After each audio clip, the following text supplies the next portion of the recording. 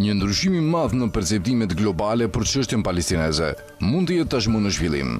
Ky është një nga mesazhet kryesore të Kongresit të dytë hebre antisionist, i cili u mbajt në Dublin të Irlandës, duke mbledhur aktivist hebrej antisionist, ligjvënës irlandez dhe intelektual palestinez. Në fokus të diskutimeve nuk ishte vetëm lufta në Gaza dhe përpjekjet për ndalimin e saj, por edhe ajo që pjesëmarrësit e përshkruan si një transformim politik, moral dhe juridik në mënyrën se si bota po e sheh Palestinën. Sipas organizatorëve, Kongresi paraqet një rritje të dukshme të zërave hebrej antisionist në mbar botën. Kryetari i organizatës Trade Union Friends of Palestine, Patricia McCone, tha se interesimi për këtë lëvizje po rritet vazhdimisht. Ajo rikujtoi se në kongresin e parë, të mbajtur në Vjenë, organizatorët kishin parashikuar pjesëmarrjen e rreth 400 personave, ndërsa në fund numri i pjesëmarrësve kishte kaluar 1000.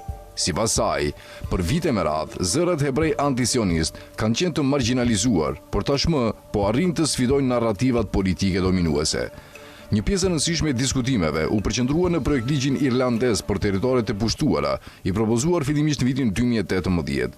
Ky ligj synon të ndalojë tregtinë me vendbanimet izraelite të konsideruara të paligjshme sipas ligjit ndërkombëtar. Senatorja Frances Black kritikoi vonesat e vazhdueshme në miratimin e ligjit, duke thënë se gjatë këtyre viteve situata në Palestinë vetëm është përkeqësuar. Sipas saj, në këtë periudhë, bota ka parë zgjerim të vendbanimeve në territoret palestineze, për shkallëzim të dhunës dhe humbje të shumta të jetëve civile. Black kritikoi gjithashtu versionin aktual të ligjit, duke argumentuar se ai mbulon vetëm mallrat dhe jo shërbimet, duke lënë hapësirë që kompani dhe platforma të ndryshme të vazhdojnë aktivitetet ekonomike të lidhura me vendbanimet izraelite.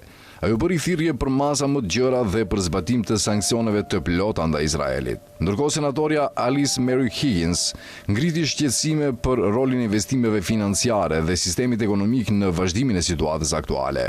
Duke ju referuar opinionit këshillues të gjykatës ndërkombëtare të drejtësisë, ajo tha se shtetet jo vetëm që duhet të shmangin mbështetjen direkte të pushtimit, por duhet gjithashtu të parandalojnë investimet dhe aktivitetet ekonomike që ndihmojnë në vazhdimin e tij.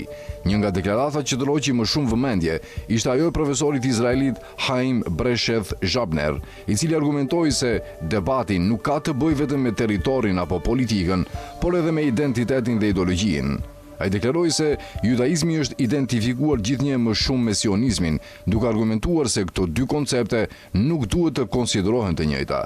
Sipas tij, shumë hebrej antisionist po përpiqen të krijojnë një distancë mes identitetit fetar dhe projektit politik të shtetit izraelit. Nga ana tjetër, përfaqësuesja e Parlamentit Evropian për marrëdhënie me Palestinën, Lynn Boylan, tha se problemi kryesor nuk qëndron te mungesa e mekanizmave ligjor, por te mungesa e vullnetit politik. Ajo deklaroi se tashmë ekzistojnë vendime dhe mekanizma juridik ndërkombëtar që mund të përdoren për të ndërmarrë veprime konkrete. Sipas saj, qeverive europiane nuk po u kërkohet të mbajnë një pozicion pro-palestinez, por thjesht të zbatojnë ligjin ndërkombëtar në mënyrë të barabartë. Një nga momentet më emocionale të konferencës erdhi nga gazetari dhe autori palestinez Remzi Baroud. Ai tregoi për bisedat me të afërmit e tij në Gaza para udhëtimit në Dublin, duke thënë se kishte pritur të dëgjonte diskutime për zgjidhje politike apo për të ardhmen e rajonit. Por sipas tij, realiteti që përballojnë njerëzit në Gaza është shumë më i ashpër.